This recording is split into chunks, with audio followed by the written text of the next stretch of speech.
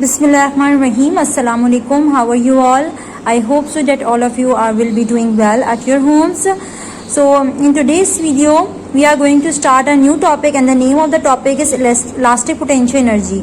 This is the second type of the potential energy, as we have discussed it previously also. हमने दो type of potential energy पढ़ी थी, gravitational potential energy जो कि हमने last video में already discuss कर लिया था, and in today's video we are going to study discuss और elastic potential energy. Okay, so now let's start it. If a spring is wound, अगर किसी भी एक स्प्रिंग को, जो कि मैं सर्कल मतलब उसको वाउंड करूँ, मतलब गोल गोल घुमाऊँ, जिस तरह से कोई भी एक स्प्रिंग को जिस तरह से जैसे नॉर्मली एक स्प्रिंग होता है आपके पास, work is done in winding it against the elastic force of spring. देखो, जब आप एक कोई भी स्ट्रिंग था जो कि स्ट्रेट था आपके पास, ठीक है, जब आपने उसको जो है सर्कल की फॉर्म में कर दिया तो इसका मतलब आपने उसके ऊपर कोई ना कोई वर्क डन किया उस स्प्रिंग के ऊपर, ठीक है, जो कि उसकी इलास्टिक स्प्रिंग के अगेंस्ट था. Now this work is stored in the spring. अब ये वाला देखें, आपने जो वर्क कर दिया, अब ये स्प्रिंग ऐसा ही रहा, इसने अपनी पहले ये स्ट्रेट था, इसने अपनी पोजीशन चेंज करके अब ऐसे कर लिया, क्योंकि हमने इसके ऊपर वर्क किया, ठीक है. तो अब इसका मतलब इसने अपने अंदर एक एनर्जी स्टोर कर ली. कौन सी एनर्जी स्टोर कर ली? पोटेंशियल एनर्जी इसने अपने अंदर स्टोर कर ली. This type of potential energy is due to constraint position of the spring and इसको इलास्टिक पोटेंशियल एनर्जी. इस तरह से इस पोजीशन में जो भी चीज़ें अपनी एनर्जी स्टोर करती हैं, पोटेंशियल एनर्जी स्टोर करती हैं, उनको क्या कहा जाता है? हम क्या कहते हैं? Elastic potential energy. Now what is this case? Now let's start it. To find the energy stored in compress spring. जो आप देखिए, कंप्रेस स्प्रिंग क्यों बोल रहे हो कि पहले ये स्ट्रेट था, इसको आपने बाउंड कर दिया, इसको आपने सर्कल कर दिया, ठीक है. अब तो इसका मतलब ये कंप्रेस हो गया, अब छोटा हो गया. जब आप नॉर्मली एक स्प्रिंग को लें, वो इतना बड़ा है, फॉर एग्जाम्पल 2 मीटर का है, तो जब आप उसको बाउंड करेंगे तो आप देखेंगे ऑटोमेटिकली उसकी लेंथ छोटी हो जाती है, ठीक है. तो इसीलिए इसको कंप्रेस स्प्रिंग बोल रहे हैं. तो किसी भी कंप्रेस स्प्रिंग की हमने अगर एनर्जी निकालनी है तो we calculate the work required to compress it. तो सबसे पहले हम क्या निकालेंगे कि हमने उसको कंप्रेस करने के लिए कितना वर्क उसके ऊपर किया है, how much work we have done on that spring, ठीक है. तो सबसे पहले हम क्या निकालेंगे? वर्क.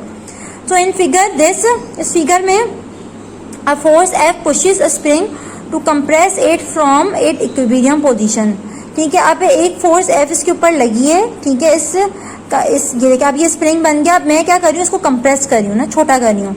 मैं क्या कर रही हूँ? इसके ऊपर फोर्स लगा रही हूँ. जब मैं इसके ऊपर फोर्स लगाऊंगी तो पहले इसका साइज इतना था, अब क्या हो जाएगा? कंप्रेस हो गया तो छोटा हो गया. तो इसका मतलब इसकी इनिशियल पोजीशन क्या थी? 0 थी, ठीक है, O थी, ठीक है. इनिशियल पोजीशन इसकी क्या थी? O थी. O से कहाँ आ गया? ये X पोजीशन पर. तो मतलब इसने O से लेकर X तक डिस्टेंस कवर किया, दैट इज इसने अपनी पोजीशन नहीं बनाई, विच इज X. तो जो फोर्स इसके ऊपर लगी वो फोर्स डायरेक्टली प्रोपोर्शनल होगी किसके? To the amount of the compression, जितना ये कंप्रेस हुआ है उसके. तो इसका मतलब कि पहले तो इसने फोर्स एक और किस चीज़ के प्रोपोर्शनल होगी? जितना इसने डिस्टेंस ट्रेवल किया. फोर्स लगी तो इसने डिस्टेंस ट्रेवल किया ना, इतनी पोजीशन इसने कवर अप की, तो इसकी वजह से क्या आ जाएगा? F directly proportional to X. और जो है वो जब मैं F प्रोपोर्शनलिटी के साइन को हटाऊंगी तो मुझे कोई ना कोई कांस्टेंट लेना पड़ेगा, and that constant will be K. अब ये K क्या होता है? Let me read it out over here, where K is for force constant. K हमारा फोर्स कांस्टेंट होता है, स्प्रिंग कांस्टेंट होता है. ये हर स्प्रिंग का अपना एक कांस्टेंट होता है, ठीक है. जिस तरह से फ्रिक्शन का जब हमने केस पढ़ा था तो हमने कोफिशिएंट ऑफ फ्रिक्शन पढ़ा था कि हर मटेरियल की अपनी कोफिशिएंट ऑफ फ्रिक्शन होती है, की वैल्यू होती है. सेम है, हर मटेरियल का अपना एक कांस्टेंट होता है, ठीक है. So it's value depends on how stiff the material is. तो इसकी वैल्यू डिपेंड करती है मटेरियल के टाइप पर. Since the compression force is 0 at O, जब यहाँ पे था 0 पे था तब तो कोई फोर्स नहीं लग रही थी, तो उस वक्त इसकी फोर्स क्या थी? 0. तो उस टाइम पे 0 थी फोर्स. और जब X मतलब फोर्स लगी और X पोजीशन पर ये आया, तब इसकी फोर्स क्या हो गई? KX. O पे हमारी फोर्स क्या थी? यहाँ पे जब कोई फोर्स नहीं लगी तो फोर्स क्या थी? 0. तो यहाँ पे जब फोर्स लग गई तो तब क्या वैल्यू आई? KX आई, जो कि हमने अभी निकाली थी. The average value needed to compress the spring from O to X. अब हम क्या कर रहे हैं? हम एक एवरेज वैल्यू निकाल रहे हैं, यहाँ से लेकर यहाँ तक की, O से लेकर X तक की. जब एवरेज वैल्यू निकालेंगे तो F A average equals to क्या आ जाएगा? दो क्वांटिटीज का एवरेज ले लें तो डिनोमिनेटर में 2 क्वांटिटी आ गई, और 2 क्वांटिटीज का एवरेज ले लें इसलिए डिनोमिनेटर में क्या आएगा? 2 आएगा. तो 0 प्लस KX होकर क्या हो जाएगा? KX upon 2. तो हमारे पास एवरेज वैल्यू ऑफ F क्या आ जाएगी? Half KS. So this is the value to find out the force of the elastic potential energy. इस तरह से हम किसी भी इलास्टिक पोटेंशियल एनर्जी का कोई भी मटेरियल हो, हम उसकी क्या निकाल सकते हैं, हम फोर्स निकाल सकते हैं। ठीक है, अभी जब हम आगे न्यूमेरिकल्स करेंगे then we will also use this the formula. You must have to remember the 2 points over है। एक तो पहले ये कि जब हमने इसको कंप्रेस नहीं किया तो उस टाइम पे कोई फोर्स नहीं लगी, जिसकी वजह से फोर्स इसकी क्या हुई, 0 हुई। लेकिन जब ये O पोजीशन पे था, O से X पर आए हम, तो हमने फोर्स लगाई और इसने कुछ पोजीशन कवर अप किया। और कितनी पोजीशन कवर की इसने, X पोजीशन कवर की। जो X पोजीशन कवर की है फोर्स की वजह से प्रोड्यूस की, कवर अप की, तो इसकी वजह से क्या होगा कि फोर्स डायरेक्टली प्रोपोर्शनल हो जाएगा पोजीशन के। ठीक है, तो इस तरह से हमारे पास फिर F = kx की इक्वेशन आ गई। ठीक है, so in this way the string और the any spring you can say can store the potential energy. इस तरह से वो एक पोटेंशियल एनर्जी अपने अंदर स्टोर कर लेगा। अगर ये पोटेंशियल एनर्जी अंदर स्टोर नहीं करता, तो जब ये स्ट्रेट स्ट्रिंग था तो हमने इसको बाउंड किया था ना, अगर ये पोटेंशियल एनर्जी स्टोर नहीं करता ये दोबारा से ओपन हो जाता, लेकिन ये दोबारा से ओपन नहीं हुआ, इसने उस एनर्जी को स्टोर कर ली और ये इसी फॉर्म में रहा, तो इस वजह से इसने अपने अंदर पोटेंशियल एनर्जी स्टोर कर ली। Now this is all for this topic. ये आज मतलब इतना, इस टॉपिक में हमारे पास बस इतना ही था। Next move to the next topic. Okay, so we have find out the value of the average force की वैल्यू हमने निकाल ली थी। ठीक है, अब वर्क डन क्या था, वर्क डन का फॉर्मूला हमारे पास क्या होता है, W = Fx। हमारे पास वहां पे वर्क डन रह गया था, तो अभी हम वर्क डन निकाल रहे हैं।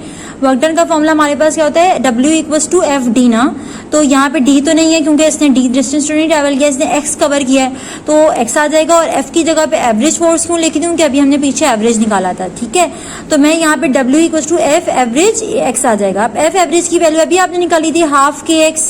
ठीक है, X की जगह पर X आ जाएगा, तो ये ½ kx² हो जाएगा। तो मतलब वर्क डन कितना किया है इसने, ½ kx² किया है। तो इसका मतलब इलास्टिक पोटेंशियल एनर्जी के अंदर वर्क डन बॉडी का कितना होता है, ½ kx²। So this here we have ended this topic. Now the new topic is inter conversion of kinetic energy and potential energy. Kinetic energy potential energy में convert हो जाती है एक केस के अंदर, और पोटेंशियल एनर्जी काइनेटिक एनर्जी में convert हो जाती है दूसरे केस के अंदर। अब ये कैसे होता है, किस तरह से होता है, let's have a look over here. Scientist believe that the amount of certain quantities in the universe never changes.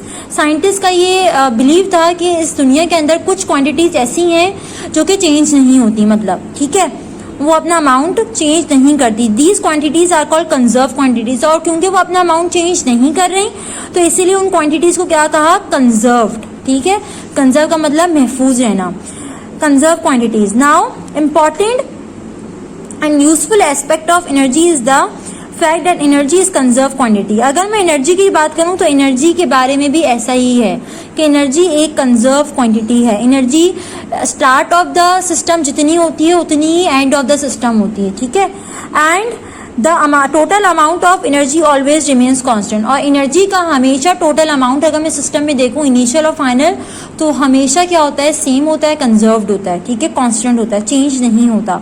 हाँ, ये हो सकता है कि एनर्जी अपनी फॉर्म चेंज कर ले, लेकिन एनर्जी ऐसा नहीं है कि start of the system 2 joule थी तो एंड ऑफ द सिस्टम वो 1 जूल हो जाएगी। नहीं, वो अपनी फॉर्म चेंज कर सकती है एनर्जी, लेकिन ऐसा नहीं है कि वो अपनी वैल्यू कम कर देगी, वैल्यू कम नहीं होती उसकी। ठीक है, एनर्जी कंजर्व रहती है। So now here we have a case.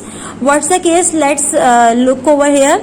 Consider an object of mass m। कोई भी एक ऑब्जेक्ट ले, मास m, ठीक है, उसका क्या मास हो, m मास हो। ठीक है, उस ऑब्जेक्ट का। Now lying at a height of h, उसको किसी एक हाइट पे रख दे। फॉर एग्जाम्पल ये एक आपके पास वॉल है, आपने इस वॉल के ऊपर इस मास को रख दिया। ठीक है, अब इसकी हाइट क्या है, h हाइट है। ठीक है, from earth surface at point P, earth surface से पॉइंट P पर। ठीक है, तो अब आपने इस तरह से एक बॉडी है जिसका मास आपके मास m है, और आपने उसको एक किसी हाइट के ऊपर रख दिया है। सही है, it possess potential energy equal to mgh। अब देखें, इसको आपने किसी हाइट पे रखा है ना, जब आपने इसको हाइट पे रखा है इसका मतलब इसने हाइट ट्रेवल की। जब इसने हाइट ट्रेवल की तो इसकी पोटेंशियल एनर्जी कितनी होगी, अभी आपने निकाली थी पीछे, mgh। तो मैं पोटेंशियल एनर्जी अभी इसकी क्या होगी, क्योंकि इसने सिर्फ हाइट ट्रेवल की है, तो इसकी पोटेंशियल एनर्जी क्या होगी, mgh। सही है, and kinetic energy equals to 0। और काइनेटिक एनर्जी इस पॉइंट पे 0 होगी, हाइट पे। क्यों 0 होगी, इसलिए 0 होगी क्योंकि काइनेटिक एनर्जी हमने कहा था तब होती है जब बॉडी मोशन में होती है। ठीक है, जब काइनेटिक एनर्जी तब होती है जब बॉडी मोशन में होती है, और अभी तो बॉडी रेस्ट पोजीशन पर है, तो इसका मतलब काइनेटिक एनर्जी इसकी क्या हो गई, जीरो हो गई, और पोटेंशियल एनर्जी इसकी क्या हो गई, mg। तो मतलब किसी भी बॉडी की, ये एक जर्नल केस था। अब मैं रियलिटी के रिस्पेक्ट से बता रही हूँ कि हमारे पास इस दुनिया के अंदर कोई भी बॉडी हो, और अगर आप उस बॉडी को हाइट पे लेकर चले जाएं तो उसकी बॉडी की वहाँ पे सिर्फ पोटेंशियल एनर्जी होगी, काइनेटिक एनर्जी उस बॉडी की हाइट पे जीरो होगी। ठीक है, now let the body be allowed to fall down. अब क्या करते हैं, इस बॉडी को ऊपर से नीचे गिराते हैं। जब मैं इस बॉडी को ऊपर से नीचे गिराऊंगी तो इसकी क्या कम होगी, इसकी हाइट कम होगी, हाइट कम होगी, और क्या चीज, दूसरी चीज आएगी कि बॉडी मूव करना शुरू कर देगी। जब बॉडी मूव करना शुरू करेगी इसका मतलब body in the state of motion आ गई। जब मोशन की स्टेट में आ गई तो क्या आ जाएगी, काइनेटिक एनर्जी। ठीक है, तो अब देख लेते हैं, let the body be allowed to fall down. इस बॉडी को नीचे गिरने देते हैं under the action of gravity, और उसको जब ये नीचे आएगी तो उसको ग्रेविटी भी अपनी तरफ खींचेगी। ड्यूरिंग इस डाउनवर्ड मोशन, जब ये नीचे आ रही होगी, it's height above the ground decreases, इसकी हाइट जो होगी वो ग्राउंड के रिस्पेक्ट से कम होती जाएगी। फॉर एग्जाम्पल बॉडी यहाँ पर है तो अभी एच हाइट है, यहाँ पर आएगी हाइट कुछ और होगी, यहाँ पे आएगी तो हाइट कुछ और होगी, मतलब हाइट साथ साथ कम होती जा रही है। So it's potential energy decreases, potential energy भी साथ साथ कम होती रहेगी। क्यों, क्योंकि देखिए पोटेंशियल एनर्जी का फॉर्मूला क्या आता है, mgh। जब हाइट कम होगी तो पोटेंशियल एनर्जी भी कम होगी, क्योंकि हाइट का पोटेंशियल एनर्जी का डायरेक्ट रिलेशनशिप है। As the body has been accelerating under the action of gravity, क्या हो रहा है कि इसके ऊपर एक्सेलरेशन ड्यू टू ग्रेविटी लग रही है, बॉडी इसको जमीन की तरफ खींच रही है। जब खींच रही है तो एक्सेलरेशन प्रोड्यूस कर रही है, मतलब मोशन में आ रही है बॉडी। जब बॉडी मोशन में है, here hence the work by it is equal to the kinetic energy, तो ये कोई ना कोई वर्क करेगी और इसकी काइनेटिक एनर्जी अब बढ़ने लगेगी, क्योंकि स्टार्ट द पॉइंट इसकी काइनेटिक एनर्जी जीरो थी। Thus when the body falls freely under gravity, और बॉडी को देखें कोई भी चीज नीचे आने से रोक नहीं रही, उल्टा जो जमीन है वो उसको अपनी तरफ खींच रही है, फ्रीली बॉडी मूव कर रही है। When there is no opposing force, क्योंकि अभी तो कोई अपोजिंग फोर्स ही नहीं, बस बॉडी नीचे आ रही है। ठीक है, बॉडी का वेट भी नीचे और बॉडी की एक्सेलरेशन ड्यू टू ग्रेविटी भी नीचे, ऊपर से कोई फोर्स ही नहीं लग रही बॉडी के ऊपर, तो बॉडी फ्रीली आराम से नीचे आ रही है। Thus when the body moves under gravity, body falls freely under gravity, and when there is no opposing force, there is continuous decrease in its potential energy, क्योंकि opposing force नहीं है इसकी वजह से इसकी potential energy जो है वो कम होती रहेगी। and this decrease is equal to the increase in kinetic, और जब पोटेंशियल एनर्जी डिक्रीज हो रही है तो क्या बढ़ रही है, काइनेटिक एनर्जी बढ़ी। काइनेटिक एनर्जी क्यों बढ़ रही है, क्यों, क्योंकि बॉडी मोशन की स्टेट में अभी। When it reaches the surface of the earth is potential energy zero, अब जब नीचे तक आ जाएगी, ऊपर क्या जीरो थी, काइनेटिक एनर्जी जीरो थी, जब नीचे आ जाएगी तो क्या काइनेटिक एनर्जी हो जाएगी, मैक्सिमम हो जाएगी, और पोटेंशियल एनर्जी नीचे क्या हो जाएगी, जीरो। क्यों, क्योंकि अब बॉडी के ने तो कोई डिस्टेंस ही नहीं ट्रैवल किया हुआ, मतलब बॉडी जब ग्राउंड स्टेट पर आ गई, जब बॉडी नीचे आ गई तो इसका मतलब इसने कोई हाइट तो नहीं कवर की हुई ना, जब हाइट नहीं कवर की हुई तो इसकी क्या हो जाएगी, पोटेंशियल एनर्जी यहाँ पर जीरो हो जाएगी। सही है, तो इस तरह से हम ये कह सकते हैं कि loss in kinetic potential energy at zero, यहाँ पे पोटेंशियल एनर्जी का लॉस हो रहा था, एंड गेन इन काइनेटिक, जैसे जैसे पोटेंशियल एनर्जी का लॉस हो रहा था नीचे आते हुए, वैसे वैसे नीचे आते हुए काइनेटिक एनर्जी का गेन हो रहा था, क्योंकि काइनेटिक एनर्जी बढ़ रही थी। तो इसका मतलब पोटेंशियल एनर्जी किसके बराबर होती है, mgh के, इक्वल्स टू काइनेटिक एनर्जी इसके बराबर होती है हाफ mv स्क्वायर के। तो mm कैंसिल हो जाएगा, हमारे पास क्या इक्वेशन आ जाएगी, gh equals to half v square. This is the condition for the inter conversion of kinetic energy and potential energy. आप आई होप सो आप लोग को आज का ये वाला टॉपिक बहुत अच्छे से समझ आया होगा कि किस तरह से काइनेटिक एनर्जी पोटेंशियल एनर्जी में कन्वर्ट होती है और पोटेंशियल एनर्जी काइनेटिक एनर्जी में। अभी देखिए पोटेंशियल एनर्जी ऊपर मैक्सिमम थी और काइनेटिक एनर्जी ऊपर जीरो थी, जब वो नीचे आई तो पोटेंशियल एनर्जी जीरो हो गई, काइनेटिक ज्यादा होगा। अब मैं दोबारा से इसको ऊपर लेके जाऊं, जब दोबारा से ऊपर लेके जाऊंगी तो काइनेटिक एनर्जी फिर जीरो हो जाएगी, मतलब कम होना शुरू हो जाएगी, और एक ऊपर जाकर काइनेटिक एनर्जी जीरो हो जाएगी और पोटेंशियल एनर्जी ज्यादा हो जाएगी। पोटेंशियल एनर्जी क्यों ज्यादा हो जाएगी, क्योंकि इसने हाइट ट्रेवल की होगी। सही है, so in this way we can convert the kinetic energy into the potential energy and potential energy into the kinetic energy। आप दोनों केसेस में देख सकते हैं, चाहे बॉडी ऊपर हो या बॉडी नीचे हो, उसका एनर्जी लॉस नहीं हुआ। ठीक है, ऐसा नहीं है कि बॉडी की एनर्जी कम हो गई, हाँ ये है कि बॉडी ने अपनी फॉर्म चेंज कर ली, काइनेटिक से पोटेंशियल हो गई, पोटेंशियल से काइनेटिक हो गई। ठीक है, तो ये वाली पॉसिबिलिटी है। Okay, so now I am moving to the last topic of this chapter number 8। Chapter 8 के लास्ट टॉपिक की तरफ मैं मूव हो रही हूँ। चैप्टर नंबर 8 का लास्ट टॉपिक है कंजर्वेशन ऑफ एनर्जी, मतलब एनर्जी हमारे पास कंजर्व रहेगी, ठीक है, as we have discuss it previously also. Energy is a conserve quantity, energy conserve quantity है। पहली बात कि एनर्जी अपनी फॉर्म चेंज कर लेती है, लेकिन ऐसा नहीं है कि एनर्जी की वैल्यू कम हो जाती है। The amount of energy in this universe is fix, इस दुनिया के अंदर जो एनर्जी का अमाउंट है वो फिक्स हो जाता है। Energy can transfer between system and the environment, energy अपनी जो है वो एनर्जी ट्रांसफर हो सकती है सिस्टम और एनवायरमेंट के बीच में, एंड ऑल्सो कन्वर्टेड, और अपनी फॉर्म भी चेंज कर सकती है, ठीक है। There are many forms of energy, हमारे पास एनर्जी की बहुत सारी फॉर्म होती हैं। All forms of energy are exchangeable, सारी एनर्जी की जो फॉर्म्स होती हैं वो एक्सचेंजेबल होती हैं, मतलब वो एक फॉर्म से दूसरे फॉर्म में आराम से चेंज हो सकती हैं with mechanical energy. In section 8.8 we have seen that in the absence of any opposing force the loss of potential energy, हमने अभी जब केस पीछे किया था तो उसमें हमने क्या देखा था कि बॉडी नीचे आ रही थी तो उसके ऊपर कोई अपोजिंग फोर्स नहीं थी ऊपर से। जब अपोजिंग फोर्स नहीं थी तो उसकी जो लॉस किस में हो रहा था, उसकी पोटेंशियल एनर्जी में, और गेन किस में हो रहा था, काइनेटिक एनर्जी में। इसका मतलब कि उसकी टोटल एनर्जी कांस्टेंट थी। जब टोटल एनर्जी कांस्टेंट थी तो यही मेन हमारा टॉपिक है। We have many forms of energy such as light energy, हमारे पास बहुत सारी एनर्जी की फॉर्म्स होती हैं। समटाइम्स लाइट एनर्जी होती है, मैकेनिकल एनर्जी है, इलेक्ट्रिकल एनर्जी है, हीट एनर्जी। एनर्जी किसी भी फॉर्म में एक दूसरे में ट्रांसफर हो सकती है, लेकिन एनर्जी लॉस कभी भी नहीं होगा। Whenever energy of some kind disappears an equivalent amount of other form of energy disappear, अगर एनर्जी की एक फॉर्म डिसअपियर हो जाती है तो ऑटोमेटिकली एनर्जी की दूसरी फॉर्म अपियर हो जाती है, ठीक है। In this process the total amount of the energy in this universe remains constant, तो जिसकी वजह से कहा जाता है कि एनर्जी का जो टोटल अमाउंट होता है वो हमेशा कांस्टेंट रहता है। This facts explain a general law as law of conservation of energy, इस वजह से हम कहते हैं कि this is the law of conservation of energy. Why? Because the energy can not be energy can neither be created nor be destroyed during the reaction.